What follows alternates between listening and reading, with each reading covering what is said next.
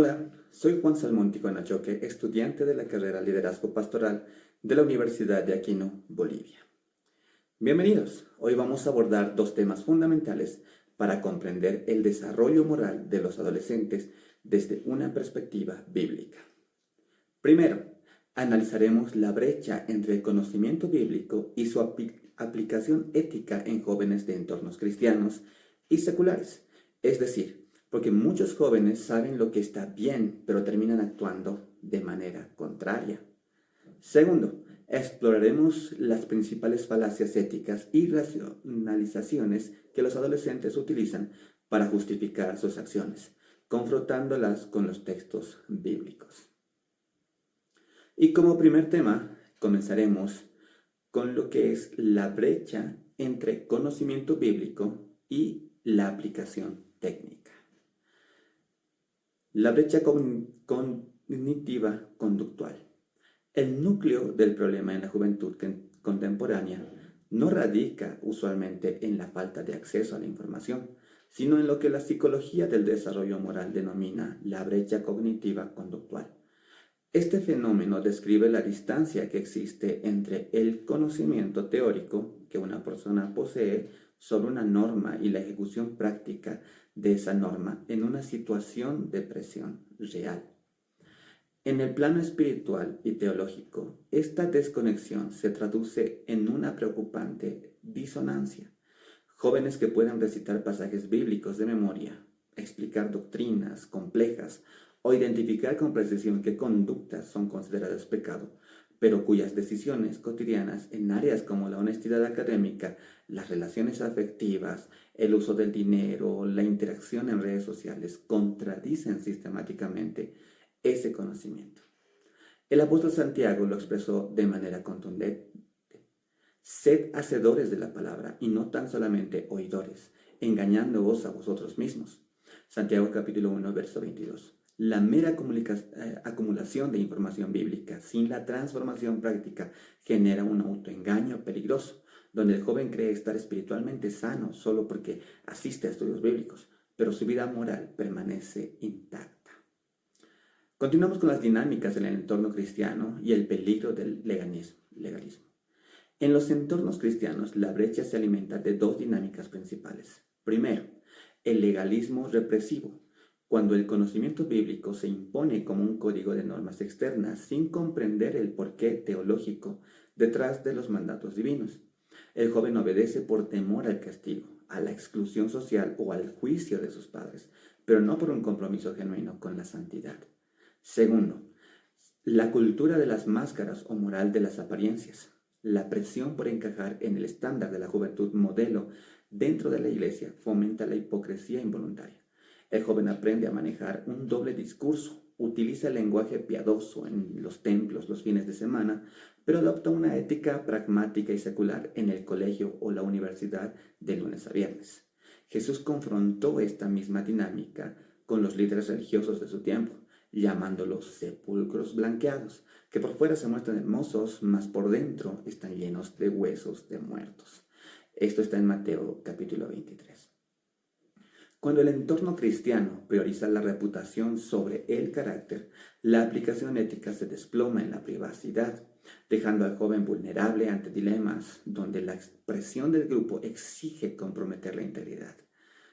Continuamos con las dinámicas en el entorno secular. Ética líquida. En el entorno secular, la problemática es diferente, pero igualmente preocupante.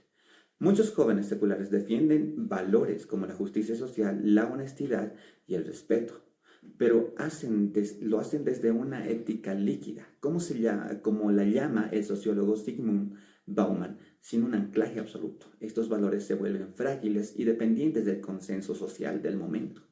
El filósofo C.S. Lewis observó esta paradoja. La cultura secular occidental intenta preservar el fruto del árbol de la tradición judeocristiana, pero ha cortado las raíces que lo sostienen. Los jóvenes defienden la justicia y la igualdad, pero han perdido el fundamento teológico de la dignidad humana basado en la imagen de Dios. En ausencia de un marco ético absoluto, como las Escrituras, la juventud secular adopta el principio del consentimiento individual y el daño a terceros como la única frontera moral reconocible. Si una acción no daña físicamente a nadie y ambas partes están de acuerdo, la acción se etiqueta automáticamente como buena. La Biblia desafía este reduccionismo al enseñar que el ser humano es responsable no solo de no dañar externamente al otro, sino de buscar activamente su edificación espiritual y mantener la pureza de sus propias motivaciones internas, como dice Primera de Tesalonicenses capítulo 4, versículos 3 y 4. Continuamos con los factores psicosociales que alimentan la brecha. Para comprender por qué se mantiene esta brecha, es indispensable identificar los factores psicosociales que operan en la psicología del adolescente.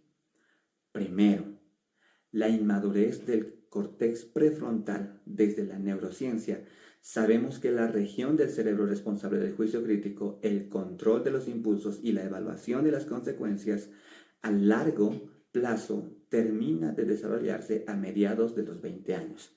El adolescente procesa sus decisiones éticas con una fuerte carga emocional e impulsiva.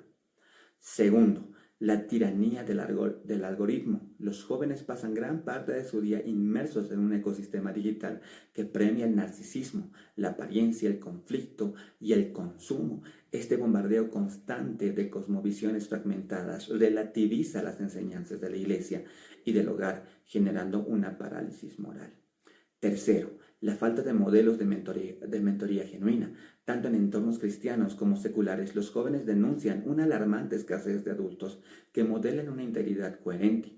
Cuando un joven observa que los líderes exigen honestidad pero practican la corrupción, el conocimiento bíblico pierde toda autoridad moral. Continuando con el título Hacia una ética de la encarnación, superar esta brecha exige transitar de una ética de la información a una ética de la encarnación. Esto significa que los principios bíblicos dejan de ser proposiciones abstractas y se traducen en un estilo de vida visible, relacional e íntegro. Jesús es el modelo supremo. La palabra se hizo carne y habitó entre nosotros. Juan capítulo 1. Se necesita discipulado reflexivo y relacional, no mera introducción doctrinal, cuando el saber bíblico se transforma en un mapa de navegación dinámico. La juventud puede ejercer un juicio ético coherente, crítico e íntegro. Ahora pasamos al segundo tema. Como título del segundo tema tenemos falacias éticas y racionalizaciones. Continuamos con la anatomía del autoengaño. En la psicología cognitiva, la racionalización se define como un mecanismo de defensa mediante el cual un individuo construye razones lógicas socialmente aceptables o aparentemente válidas para justificar una conducta que en realidad es éticamente cuestionable. Para el adolescente, este proceso no suele ser mentira consciente, sino un sofisticado sistema de autoengaño diseñado para proteger su propia autoimagen. Al enfrentarse a la brecha entre lo que sabe que es lo correcto y lo que desea hacer, el joven recurre a las falacias éticas para adormecer la voz de la conciencia. La Biblia identifica esta tendencia humana desde sus primeras páginas. En el jardín del Edén, Adán recurre a una racionalización basada en la transferencia de culpa. La mujer que me diste por compañera me dio del árbol y yo comí. Génesis capítulo 3. Eva utiliza la misma estructura. La serpiente me engañó y comí. Versículo 13. Ninguno de los dos asume la responsabilidad. En Proverbios capítulo 14, versículo 12, advierte, hay camino que al hombre le parece derecho, pero su fin es camino de muerte. Continuamos con la falacia de la falta de daño directo. La frase, no le hago daño a nadie, es una de las racionalizaciones más comunes entre los adolescentes. Se utiliza para justificar desde mentiras piadosas hasta el consumo de pornografía o el abuso de sustancias. El argumento es sencillo y peligroso. Si mi acción no causa un daño físico o material evidente a otra persona, entonces es éticamente neutra o aceptable. La Biblia confronta esta falacia, revelando que el daño no se mide solo en términos físicos o materiales. El pecado en su esencia es una ofensa contra Dios mismo y un deterioro del alma humana. El rey David, al pecar con Betsabé, entendió esta verdad cuando clamó contra ti solo he pecado y he hecho lo malo delante de tus ojos. Salmo 51. Pablo añade en 1 Corintios capítulo 6, 19, ¿o ignoráis que vuestro cuerpo es templo del Espíritu Santo, El daño en la ética bíblica se mide en el deterioro interno del alma y en la profanación de aquello que Dios ha diseñado para ser puro y digno. Continuamos con la falacia de la mayoría. El deseo de pertenencia y aceptación social es uno de los motores psicosociales más potentes durante la adolescencia. Esto sirve de caldo de cultivo para la falacia ad populum, expresada en la frase «todos mis amigos lo hacen». Los jóvenes recurren a este argumento para justificar el ciberbullying, la piratería digital, el consumo de alcohol siendo menores, las relaciones sexuales precoces o el vandalismo. La racionalización opera bajo el supuesto de que el consenso social altera la naturaleza moral de la conducta. Pero las escrituras son radicalmente contraculturales. Éxodo capítulo 23. No seguirás a los muchos para hacer mal. Jesús refuerza este principio con la metáfora de las dos puertas. Entrad por la puerta estrecha, porque ancho es la puerta y espacioso el camino que lleva a la perdición, y muchos son los que entran por ella. Mateo capítulo 7. Para el adolescente, la confrontación bíblica es un llamado a la valentía moral. La perspectiva bíblica desmitifica la seguridad del grupo de pares, recordando que cada individuo rendirá cuentas de manera personal ante Dios. Continuamos con la falacia de la relatividad comparativa. Otra estrategia de evasión moral es la falacia de la relatividad por comparación, resumida en la frase «yo puedo tener mis errores, pero al menos no robo, no mato, no vendo drogas». Hay gente que hace cosas 1000 veces peores. Esta racionalización busca establecer una escala moral subjetiva y de conveniencia personal. Al compararse con individuos que han cometido faltas más graves, el adolescente minimiza sus propias faltas, autoproclamándose como una persona buena por comparación. Pero el texto bíblico desmonta esta falacia al revelar que el estándar de medición no es el comportamiento del prójimo, sino la perfección absoluta del carácter de Dios. Pablo unifica a toda la humanidad bajo la misma necesidad de redención, por cuanto todos pecaron y están destituidos de la gloria de Dios. Romanos capítulo 3. Jesús llevó esta confrontación al punto máximo. Oísteis que fue dicho a los antiguos, no matarás. Pero yo os digo que cualquiera que se enoje contra su hermano será culpable de juicio. Mateo 5. La comparación con los errores ajenos es una ilusión del orgullo. El juicio ético bíblico invita al joven a mirarse en el espejo de la ley de Cristo, promoviendo humildad genuina. Continuamos con la racionalización del fin justifica los medios. Finalmente, el utilitarismo moral se presenta con fuerza en la toma de decisiones adolescentes, especialmente bajo la presión académica o familiar.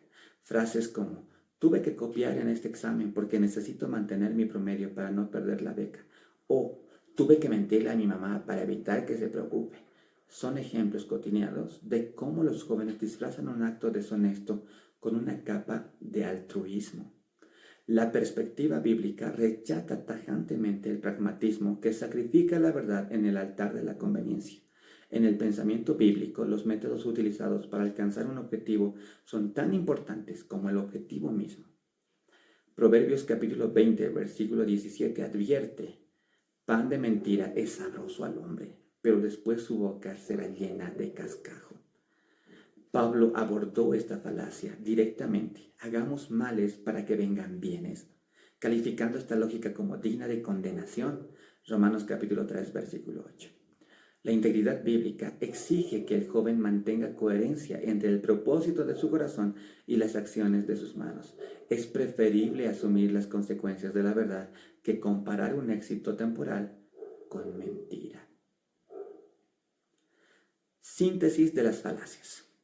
En resumen, las 4 falacias principales que los adolescentes utilizan son: primero, no le hago daño a nadie, confrontada por el principio de que el cuerpo es templo del Espíritu Santo.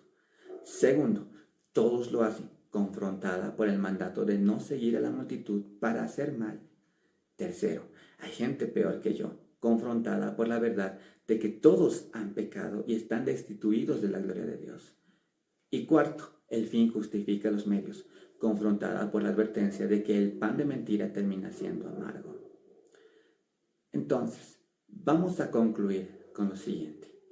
Durante estos dos temas fundamentales, hemos estado analizando la brecha entre el conocimiento bíblico y la aplicación ética, identificando cómo el legalismo, la cultura de las máscaras y la ética líquida impiden que los jóvenes vivan de manera coherente su fe.